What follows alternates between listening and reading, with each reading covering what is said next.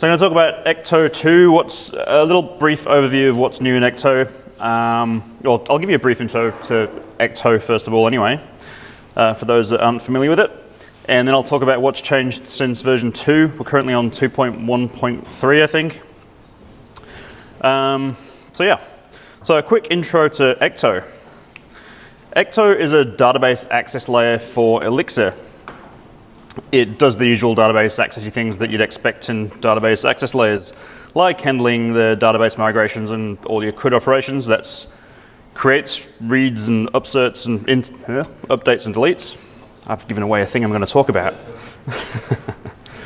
It has full support for transactions and data validation, so you can define validations in Ecto itself on not just things from the database, but also on just plain structs as well, which is pretty awesome. So the latest version of Ecto actually only supports Postgres, MySQL, and Amnesia at the moment.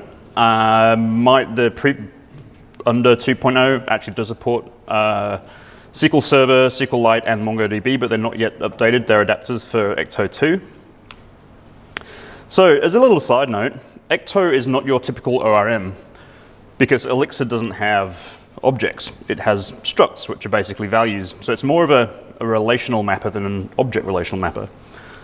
That's just a little side note I found interesting. Oh yeah, so structs are essentially values with no behavior, and I think that's the key differentiator between an ORM and a relational mapper.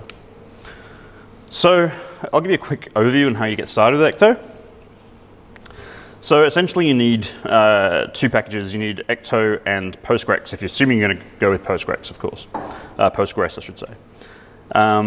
If you're using Phoenix, Phoenix will automatically have everything you need except possibly, when you're Phoenix new, I don't think it decides for you what adapters to use. I still think you have to add that yourself, although Phoenix new isn't something I do often enough to remember. So any project, you'll need to set up your database. If you're in a Phoenix app, it would be in config, for your local development environment, it would be in config dev exs. And you'd essentially have something like this, which we've all configured things in various frameworks before, and you'd have to configure your database adapter you want to use and the usual credential information. So that's essentially how you set up enough information for Ecto to connect to your database. And of course, what good would a database framework be without being able to define migrations? So Ecto has a very similar migration DSL to Active Record, if anyone comes from Rails land. Essentially, it's quite superficially similar. It's not actually valid Ruby code, of course, but there's essentially a one-to-one mapping with normal Active Record migration features and Ecto migrations. Rails devs will get to grips with this in no time at all. Migrating your database would look something like this. So you'd use mix, you'd mix Ecto migrate, and you should see something like that output. So the repo, that is you put in the config was the top level of this? The repo, the config name in the, so that was mix specific. So of course not mix specific, but it's the same config that you'd get generated by Phoenix app, which I believe is still valid if you have a standalone, just a general app using Ecto, any mix-based application.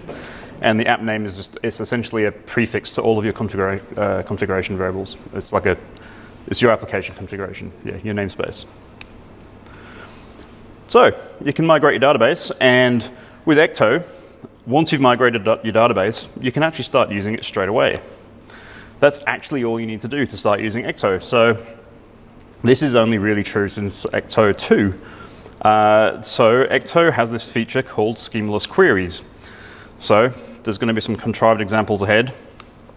So tip number 1, schemaless queries, how do they work? So schemaless queries mean that you're essentially not having to define models in order to use the query DSL that comes with Ecto. So, yes, I'll come to that in a second. So if you've, typically I'll assume a whole bunch of people in here have come from a Rails background, you define your Active Record models. In Ecto, you define, in Ecto 2, they changed the terminology such that you're defining schemas, which are essentially the mappings of your database or your data source into an Elixir struct. But you can use the actual Ecto query DSL without using any mapping at all. So if you have a look at this example, I can say, so just step back to that previous migration. This is a subset of the Elixir Sydney website's schema. So we've got meetings and talks. And from that part of the schema, you can see that essentially the model is that a meeting would have many talks. And I'm using the same schema in my example further along. So here you can go repo.all from talk and select the fields you want from a talk. That talk in string is just going to, by default, use a database table name. The other thing is, since I'm not using Rails anymore, I don't feel bound to use pluralized table names because that's just horrible. So I'm using talk, and you can go straight to the database, and you don't need to define a mapping or a talk model to be able to do that. The second example is showing that it's not just limited to the trivial aspects of the query. You can actually join on other tables as long as you specify the join conditions, and you can use that out of the box without actually defining any models at all. I assume, does the join work if you just used amnesia, but it would just do a table scan? I've never actually tried anything other than Postgres with Ecto, so your mileage may vary. So when you actually do want to map a schema, when you actually do want to not just play with the naked schema, you can define your Ecto schemas. So there is an explicit call out in Platformer Tech's What's New in Ecto guide where they actually explicitly say they want to move away from the terminology of using a model because they keep emphasizing that Ecto is meant to be data-centric and not in any way an ORM, object-oriented kind of thing. And they wanted to basically emphasize the fact that you are just talking pieces of data and then you have code separate to that operates on that data. Can I just say something? Yeah, of course you can. So in this example where you're saying use the Elixir model, Yep. what you're actually getting from that is just include Ecto.query and include Ecto. Yeah, I didn't realize I'd copied and pasted the Phoenix thing in my example, but yeah, good spot. But I'm saying the model isn't actually like it's just Yeah.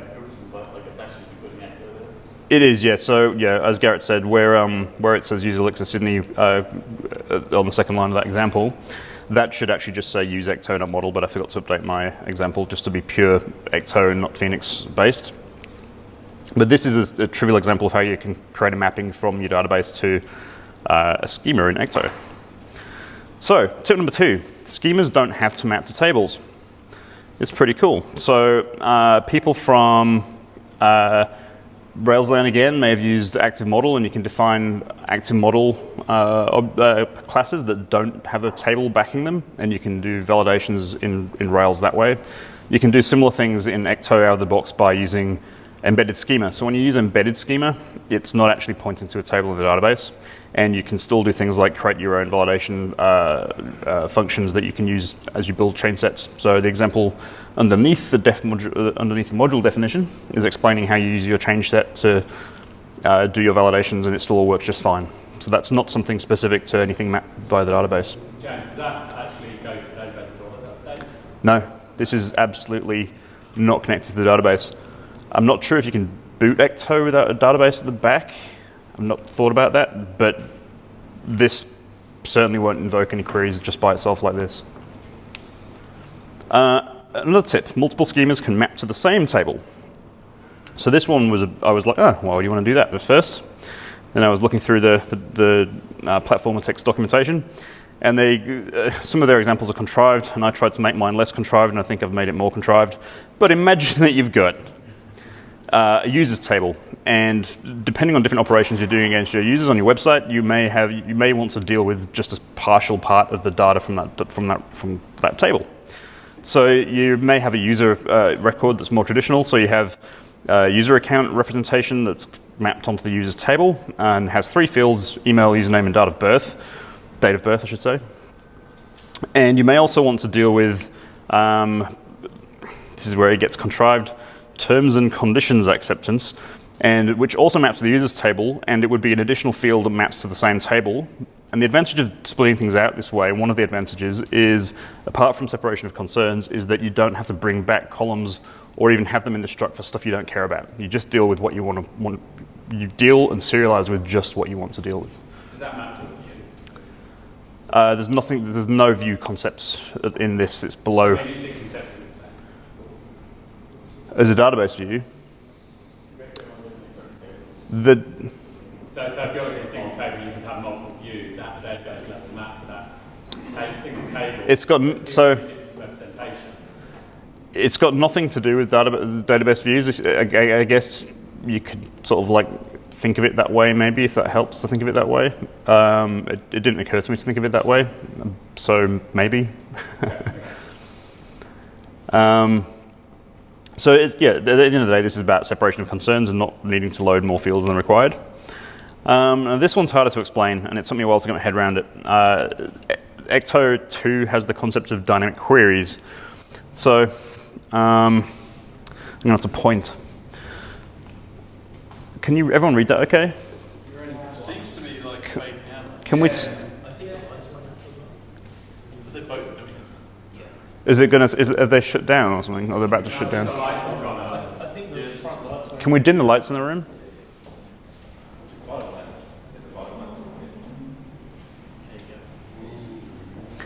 Ooh. So these two query fragments are pre-Ecto 2.0, and it's talking about how you can build up queries.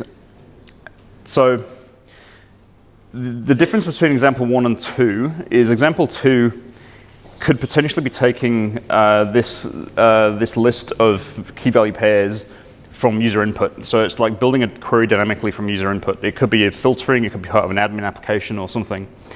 And then so it's extracting out the where and the order by clauses and then interpolating them at the end of the query. So it's almost looks the same as that, but then it's interpolating them at the end. But what you'll see is it can't get rid of the published at comparison. That building the query up with the where and the order by syntax in pre 2.0 only really worked with equality, a notion of equality. So it's saying author is equal to that, category is equal to that. Whereas if you want to do a different kind of comparison that's not equality, so published at here is a greater than on a value. So it's a comparison. That was harder to extract and you ended up writing a lot of boilerplate. So the solution to this is use the dynamic macro to build arbitrary queries at runtime, which is going to be tough to explain, and I apologize for this wall of code.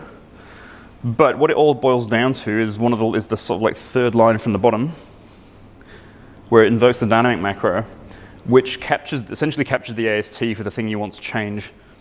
I'm not going to do a very good job of explaining this. It was hard to get my head around, and I haven't thought of it. I haven't got a use case for it right now, so I haven't used it in Anger at all, or at all.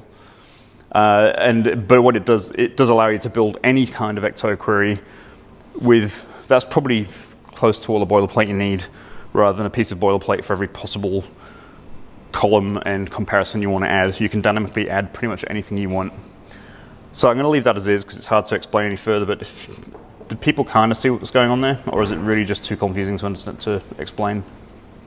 It is hard to explain, and it's hard to understand as well. Where's the endpoint? So is it filtered at the top and then works downwards? So all of it except the filter. So the filter published at, that function at the bottom, that's calling dynamic with that fragment, and that fragment could be coming from. You could have user input to add those fragments dynamically, essentially. I'm doing a really shitty job at explaining it, aren't I? And I think that's probably because I don't understand it as well as I thought. And at the beginning of this afternoon when I was writing this talk, I had a better handle on it, and now it's kind of like, no, the pressure's on. It's hard to explain. So I think I'll do some homework and go away and figure that one out. At the end, we're just templating an SQL command.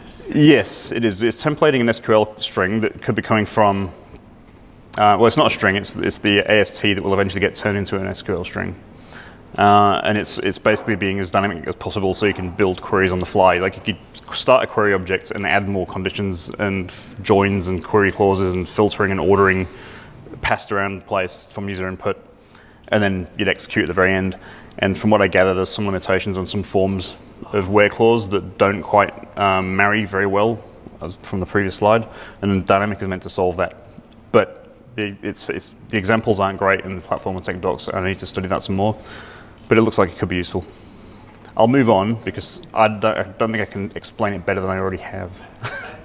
In this particular case, this would be for sanitizing the input. So rather than validating that and then conditionally adding a where or not, Yeah. you're either adding the actual condition that you want or true. Yes. So or true will always just be effectively no op here. All right. So tip number 5, Ecto 2 comes with a convenient aggregation function.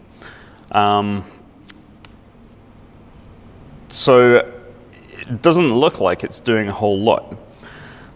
The repo to aggregate with 3 arguments, so if you look at the top piece of code, it's basically equivalent to the bottom piece, except when you use limit, offset, or distinct in the query, which would cause the query to jump down, reduce in size to 1 row anyway, it changes the meaning of the average call to apply to everything before the limit and the distinct and the offset are applied. Does everyone see what I'm saying there? So you do the aggregate before the limit has been collapsed or anything's being brought down into 1 row. So it's basically automatically sticking subqueries in when you use the convenience function, which is 99% of the time, that's what you want. So you're saying it's guaranteed to work across all records? Let me read what so I look at my notes here that I pulled out of the doc. It ensures that when limit, offset, or distinct are used, the query is wrapped in a subquery before performing the aggregation. So it didn't use the word guarantee, but that's as good as a guarantee I think you'll get. Does everyone follow that one?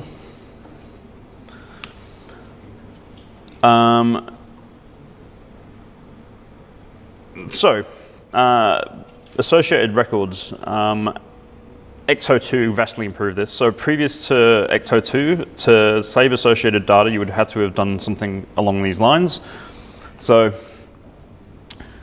this shows building 2 comments and a post, and then you had to put a sock before you did the repo insert, so to get the data to save with the associated data. So this is saving a post with 2 associated comments, and there was quite a lot of boilerplate to get that to happen. Does everyone understand that part?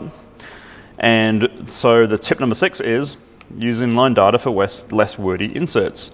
So I think we can all agree this is an improvement. You can just do it in line and it works exactly like it should, and that's awesome. That apparently wasn't there pre-Ecto 2.0. Oh, just a thing I want to call out, by the way, is that I didn't start using Ecto until 2.0, so if I say anything factually inaccurate about what Ecto 1.0 couldn't do, and everyone knows it's not true, please say so. Because I'm just going from the platform and tech guide mostly, and that's what they said. Tip 7, use native database upserts. So previously, we didn't have upserts in Ecto. There was no actual upsert support at all. So to do the same thing, it was essentially what Rails would call create or what was it called? Create or update. Yeah, is that the right thing? So it used to call it create or update, but that was actually 2 database round trips. There would be an if statement that's checked using the primary key if a record existed, and if it didn't exist, it would then issue an insert, and if it did exist, it would then do an update. So Ecto now has the concept of upserts, which is you're still calling insert, but you specify 2 extra bits of information. You can specify what is the conflict target. So this is the unique key of the record. So in this case, in the example, I'm trying to insert a talk, and I've got a unique key on the title. If it conflicts, I'll just replace what's already there. So that's essentially going to do an update over the top. I could go on conflict do nothing. Yeah, Richard? Given that upserts are ridiculously complex, and that certainly in Postgres, they're only halfway to finishing off that implementation, how does that using the on-conflict functionality in Postgres? It is, yeah. Yeah, I know, which is basically the upsert. I don't call it upsert. Right, yeah, this is just a... So it's a direct translation of that, is it? So you have Yep. to understand the semantic implications of the database. At the database level, yeah. Yes, yeah. Well, it depends on how adapter implements that. It's Yeah. to adapter how I think adaptive. Postgres has full support and MySQL has some dubious support. Well, yeah, but Postgres is still, I mean, it's a really, really complex area that is just weird. So Postgres kind of has, it's fairly explicit about its assumptions and its made. But when you say adaptive, do you actually mean the Postgres adaptive? Yeah. So from Erlang to, or from... Yeah, the adapt Postgres or... There is no translation. I mean, these are native. Well, they need to comply with Ecto APIs to implement them. So it depends on the maintainer how they implement. Okay. So conflict target and on conflict here. So conflict target and on conflict at this level, both Ecto things. They're not. It's not that it's just saying. It's not like giving abstract leaking what your Postgres installation can do or anything like that. However, it does translate that to how your backend or your data layer driver or adapter inside Elixir, inside Ecto, translates that. So that you could have abstraction leakages, but whatever backend you use, you still use the same keywords to sort this out. So on conflict can have a few options. It can be replace all, which is essentially updates all the fields with whatever you try to insert. And you can say nothing, so if there's a conflict, you can just bail out. Sometimes that's the right option. Or you can actually force it to raise an error. I'm not sure why I'd use that option in the first place, but maybe you could temporarily delete upserts via config or something. Is the default. Yeah. Yeah. So there are some other new things in 2.0 and 2.1 that I didn't get around to talking about. There's improved multi-tenancy support. You can have different Ecto schema mappings can have different schema prefixes rather than just being set at the connection level.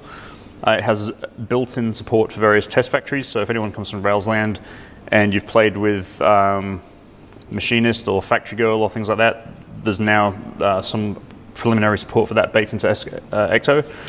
They've improved many-to-many associations. They don't call it has and belongs to many. I think many-to-many makes more sense. There's a fairly chunky-ish topic by itself is Ecto multi, which is it's composable transactions. You can compose a number of operations together in such a way that you can still tell what individual operation broke or had errors when there's a failure, which is quite nice. It's like essentially you compose a data structure of a bunch of separate change sets, I suppose. And if any of them fail, you'd know exactly the reasons why, rather than it being if you do a CRUD transaction. So right now you could create a function and run that as a transaction, and if anything broke inside it, you won't necessarily know exactly what broke. You'll just have this opaque, the transaction failed and was rolled back, and you won't necessarily know what happened. Ecto multi gives you this really good introspectability, so it knows where it is on the way.